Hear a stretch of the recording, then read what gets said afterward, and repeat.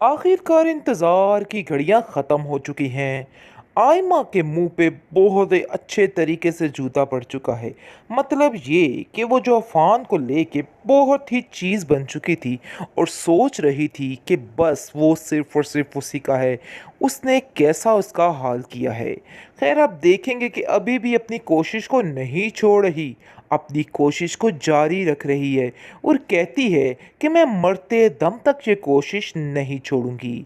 लेकिन अब देखेंगे कि फाखरा उसको कहती है तुम्हारा दिमाग ख़राब हो चुका है, तुम सब्र करो, मैं कुछ ऐसी टेक्निक चलाऊंगी कि सारा कुछ ठीक कर दूंगी। आगे से आप देखेंगे कि मीसलों की तरह खड़ी होकर सुन रही होती है दुर्दाना और कहती है कि तुम फिक्र मत करो, बाजी कुछ ना कुछ करेंगी। ऐसा नहीं हो सकता कि अफान बाजी की मर्जी के खिलाफ जाए, इसलिए तुम्हें परेशान होने की कोई भी ज़रूरत नहीं। अपने आप को बिल्कुल फ्रेश कर लो, देख लेना सब कुछ ठीक हो जाएगा। मुझे पूरा पूरा यकीन है अपनी बहन पे कि वो कभी भी हमारे साथ नाइंसाफ़ी नहीं होने देगी, क्योंकि देखो ना पहले भी हमारे साथ ऐसा ही हुआ।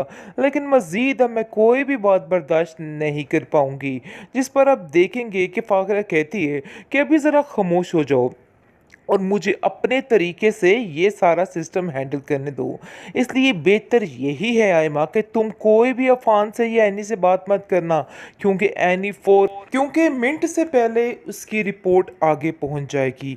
इसलिए बेहतर यही है कि उन लोगों से थोड़ा किनारा करके रखो। मैं खुद हर चीज़ को हैंडल करने की कोशिश करूंगी। आगे से दुर्दाना कहती है कि तुम फिक्र मत करो आयमा, सब कुछ ठीक हो जाएगा, तुम्हें बिल्कुल भी परेशान नहीं होना। क्योंकि आयमा बार बार धमकियों पे उतर आई है और बार बार यही कह रही है कि मैं अपनी जान ले लूँगी अगर ये सारा माजरा ना हुआ। लेकिन दूसरी तरफ बात ये है कि जो एनी के घर वाले हैं वो काफ़ी ज़्यादा खुश हैं इस बात पर और कहते हैं कि ऐसा ही होना चाहिए, क्योंकि मैंने बहुत सोचो विचार की है और इस नतीजे पर पहुंचा हूं कि मेरी बेटी अफ़ान के साथ बहुत ज़्यादा खुश रहेगी, क्योंकि वाकई में उससे बहुत ज़्यादा प्यार करता है और उसका ख्याल रखेगा, क्योंकि उसमें इतनी हिम्मत है कि सबके सामने मेरी बेटी को अपना सके। इसलिए बेहतर यही है कि हमें उसे यही मशवरा देना चाहिए कि यानी इस बात की हामी भर ले। लेकिन फाखरा कुछ ना कुछ करेगी और कभी भी ये सब कुछ नहीं होने देगी, क्योंकि वो जानती है अगर ऐसा हो गया तो फिर इसका डबल यहाँ पर तल्लुक वास्ता हो जाएगा, क्योंकि वो आयमा को आगे करना चाह रही है, जिसकी वजह से ये सारे पापड़ बेल रही है। हालांकि खामोशी से मान जाए तो सबसे बेहतर बात है, लेकिन जी फिलहाल वो ऐसा नहीं करेगी। जैसे ही वो कुछ अच्छा करने की कोशिश करती है, दुर्दाना जो है उसके कान भरना शुरू कर देती है और उसको तरह तरह की उल्टी सीधी पट्टियां पढ़ाने लग जाती है। आप देखेंगे कि इस बात के लिए बड़ी सख्त खफा हो चुकी है एनी की बहन और कहती है कि नहीं, ये काम मैं हरगिज़ नहीं होने दूंगी।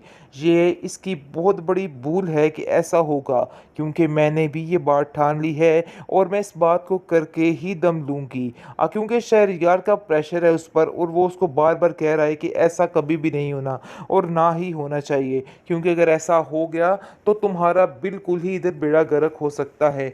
ये बात तुम अपने जहन में बिठा के रखना। बस ये बात को एन एमल ने अपने दिल पर ले लिया है, जिसकी वजह से वो दिन रात यही कोशिश कर रही है कि उसकी बहन बिल्कुल भी खुश ना रहे। बस इसी टेंशन की वजह से वो बहुत ज़्यादा परेशान है और बार बार एनी को वर्गलाने की कोशिश कर रही है और उसको कहती है कि देखो एनी, तुम्हारा यहाँ से जाना ही बेहतर है, इसके अलावा और कोई भी हल नहीं है। ड्रामा सीरियल बरंग की इस एपिसोड में आप देखेंगे कि अब जाकर फाखरा बेगम बोल रही है कि देखो वही हुआ जिसका मुझे डर था। यानी कि आज वही कुछ हो रहा है जिससे मैं खौफजदा थी। मुझे पता था कि ये लड़की यानी कोई नया चांद जरूर चढ़ाएगी और देख लो इस लड़की ने वही किया है। मुझे इस बात का पूरा पूरा यकीन था। देखो फान, मैं तुम्हें इसलिए समझाती थी कि इस लड़की से दूर रहो, क्योंकि ये लड़की तुम्हारा जीना महाल कर देगी और कुछ ना कुछ ऐसा गड़बड़ करेगी कि सब कुछ तबाह बर्बाद होकर रह जाएगा। खैर अब देखेंगे कि बहुत ज़्यादा परेशान हो चुकी है बेचारी बेचारी एनी कि उसकी वजह से ये क्या हो गया। अगर वो उसको लेने के लिए ना आता तो ऐसा कुछ भी ना होता। खैर अब देखेंगे कि अफान उसको समझाता है कि ये आपकी वजह से कुछ भी नहीं हुआ है, इसलिए आपको परेशान होगी और लोगों की बातें सुनने की कोई भी ज़रूरत नहीं है। दूसरे नंबर पर आप देखेंगे कि फ़ाखरा दुर्दाना से कहती है कि तुम बिल्कुल ठीक कहती थी, मुझे ही तुम्हारी बात पे यकीन करना चाहिए था। काश मैं तुम्हारी बात पे उस वक्त यकीन कर लेती तो आज ये नौबत ना आती, क्योंकि मुझे यकीन ही नहीं था कि वाकई में ऐसा हो सकता है। खैर आप देखेंगे कि आयमा काफ़ी चीखती चलाती है एनी पर, एनी को कहती है कि एनी आखिर तुम्हें ठंड पड़ चुकी है ये सब कुछ करके। मुझे पता था कि तुम एक ना एक दिन ऐसा ही कोई कारनामा सरंजाम दोगी और देखो तुमने वही कुछ किया है। आगे से आप देखेंगे कि एनी कहती है कि इन सब चीज़ों में मेरा कोई कसूर नहीं, मुझे अफान को इस तरह से तकलीफ पहुंचा के आखिर क्या मिलेगा। वो अगर मैं उसको ही तकलीफ पहुंचाऊंगी जो मेरा हमदर्द है। कैसी बातें कर रही हो तुम, मुझे तो कुछ समझ नहीं आ रही आप लोगों की। खैर वो सबको सफाइयाँ दुलाइयाँ दे रही है, लेकिन अब देखेंगे कि एमल एनी से मज़ीद ख़राब हो गई है और वो उसके मज़ीद ख़िलाफ़ बोलने लग गई है और कहती है कि तुम्हारी वजह से मेरा घर बर्बाद हो रहा है। अरे ये एमल जो है मुझे समझ नहीं आ रही कि किन लोगों की फ़िक्र कर रही है। वो लोग जो किसी के सगे नहीं हैं, पता नहीं इसको ऐसा क्यों लग रहा है कि ये एमल के सगे हैं, लेकिन एमल ये बहुत बड़ी बेवकूफ़ी में है। उसको समझ नहीं आ पा रही कि उसके सगे नहीं हैं।